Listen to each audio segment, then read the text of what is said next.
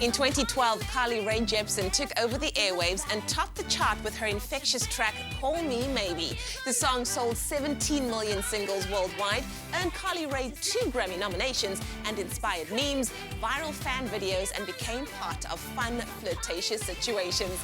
The singer-songwriter spent most of last year starring in a Broadway production and then blasted back onto the music scene with her smash hit, I Really Like You. Her latest single, Run Away With Me, is also a radio favorite, and best of all, Rae Jepsen is currently on tour for the release of her new album called Emotion. We're so honored to have her right here in South Africa and in our Expresso studios. Ladies and gentlemen, it's Rae Jepsen! How are you? Nice. I've always wanted to do an intro like that, by the way. Thank you.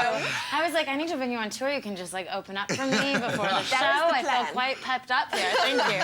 That was the plan. It's so wonderful to have you here with us. And you know what? Your story is the kind of story that I love. You entered a Canadian singing competition. You came third. Yet, who would have thought that today you would be the one that has billions of views on YouTube? What is it like to be at this point in your career and to know that people, they love you? They love the music that you make. Really? Oh, thank you so much. I mean, this week in particular, I've been feeling the luckiest. We were able to go on safari and just take some time in to realize how fortunate of a situation all of this music stuff has landed us in.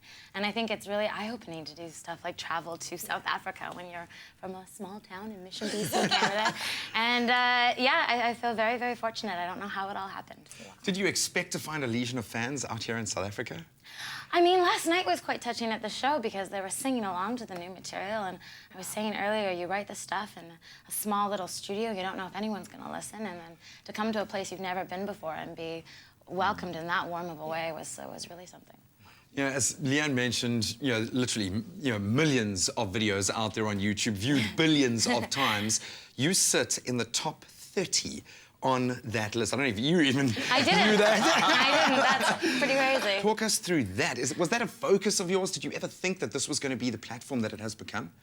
I think I'm really just giving people pickup lines, so I think we can all use those. No, but I mean, it's nothing that we ever expected. I think that there's an appreciation that has never gone away. I think especially from being, you know, working at this for so long and not having it always work out as easy as that you never lose track of sort of who your friends are and how special it is. Yeah. And this is great. I mean, you seem like a very down-to-earth kind of person as well, and all of this kind of happened very quickly for you. What is the least favorite thing for you in terms of being famous? I don't know. I think that there are parts of every job that are difficult, and there's parts that you do it for. And the passion for me is the writing of it and the performing of new songs.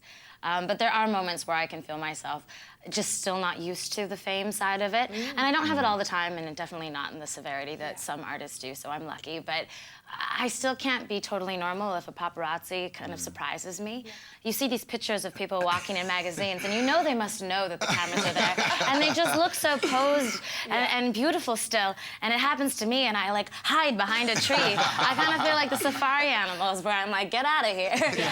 So I think that there's still some parts of it that will never be normal to me, but I hope that they never are, because that part's just so strange. Yeah.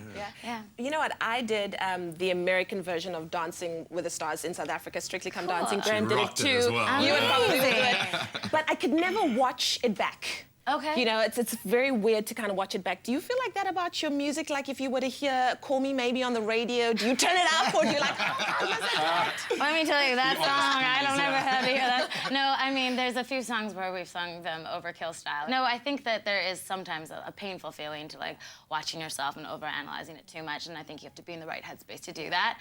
And it can be helpful for trying to develop your show or get further with where you want to be as a performer, but I don't think you should fixate on it or be too hard on yourself. This is true. Yeah. Thank you. Of course, you've had a very successful foray into musical theatre. You've been on Broadway. You got to live your Cinderella moment in real life and be Cinderella. Is this something that is going to pull you away from mainstream music? How are you going to find a balance? Where's your heart lie in that? I mean, my heart is somewhere right in the middle. I think that number one, my passion will always be songwriting. That's something that I just can't seem to stop doing. But theater is something that even as a child, before anyone knew who I was or what I was doing, when Cinderella happened, I think the rest of the world was like, this is a left turn. And my family and friends were like, this is what we've been waiting for. And Cinderella was just an incredible experience, and I'm looking forward to actually this year taking on the role of Frenchie in Greece, which would be a whole I've done a big stage production of Greece. You'll be awesome. That is Thank you. excellent. Oh, that is absolutely amazing. I still can't believe that you're sitting here with us in our studio this morning, but believe it, it is real. Rae Jepsen is going to continue to be with us on our Feel Good Breakfast Show. She's amazing, infectious, great vibe about her, and she's not going anywhere.